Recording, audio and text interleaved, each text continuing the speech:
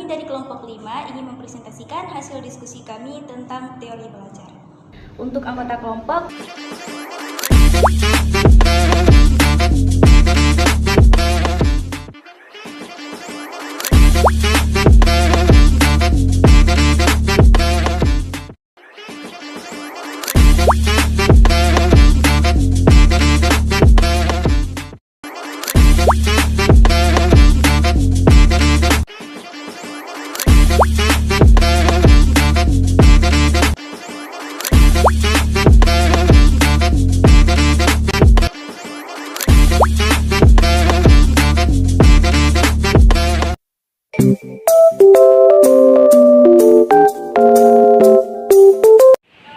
yang pertama yaitu adalah teori belajar behaviorisme dengan para ahli, yaitu yang pertama Edward Fordyce, yang kedua yaitu John Watson, yang ketiga adalah Ivan Pavlov.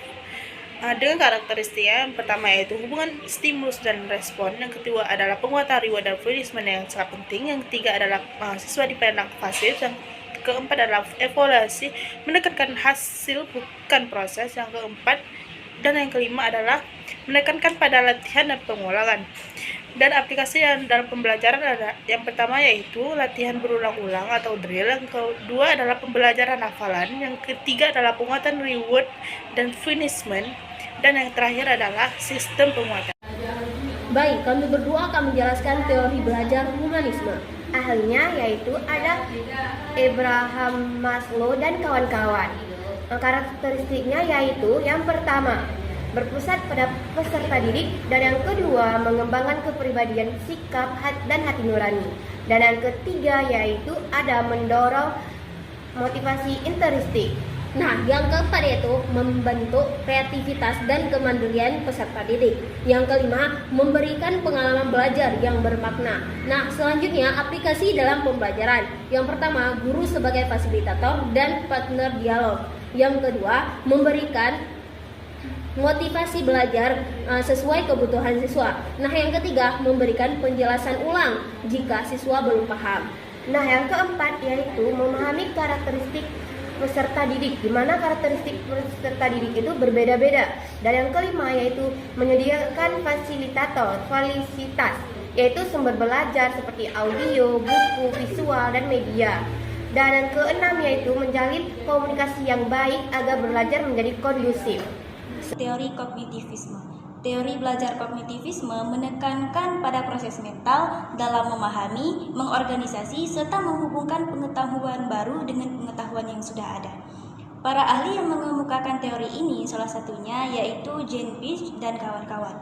Karakteristik daripada teori kognitivisme, yang pertama, belajar sebagai proses mental, bukan behavioral. Yang kedua, siswa aktif sebagai penyalur. Yang ketiga, siswa belajar secara individu dengan pola deduktif dan induktif. Yang keempat, intrinsic motivation, sehingga tidak perlu adanya stimulus. Dan yang kelima, siswa sebagai pelaku untuk menuntun penemuan. Baik, di sini saya akan menjelaskan aplikasi dalam pembelajaran teori kognitivisme. Pertama, mengembangkan strategi belajar yang berdasarkan pada struktur kognitif siswa, sehingga materi pelajaran dapat beradaptasi dengan struktur kognitif yang telah dimiliki seseorang. Yang kedua, mengurangi fokus pada hasil belajarnya dan memperkuat proses belajar seperti pemahaman dan pengertian materi. Yang ketiga, memperkuat keterlibatan siswa dalam proses belajar sehingga mereka dapat memahami dan mengaplikasikannya dalam kehidupan sehari-hari. Yang keempat ada teori konstruktivisme. Teori konstruktivisme adalah teori belajar di mana siswa membangun pemahaman dan pengetahuannya sendiri melalui lingkungan sekitarnya.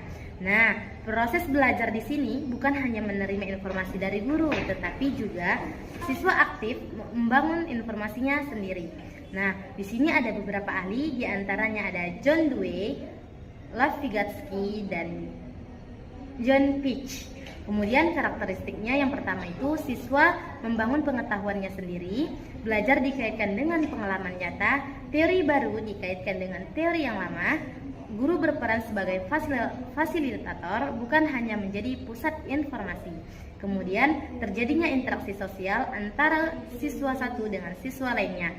Di sini juga penilaiannya menekankan pada proses berpikir siswa, bukan hasil akhirnya.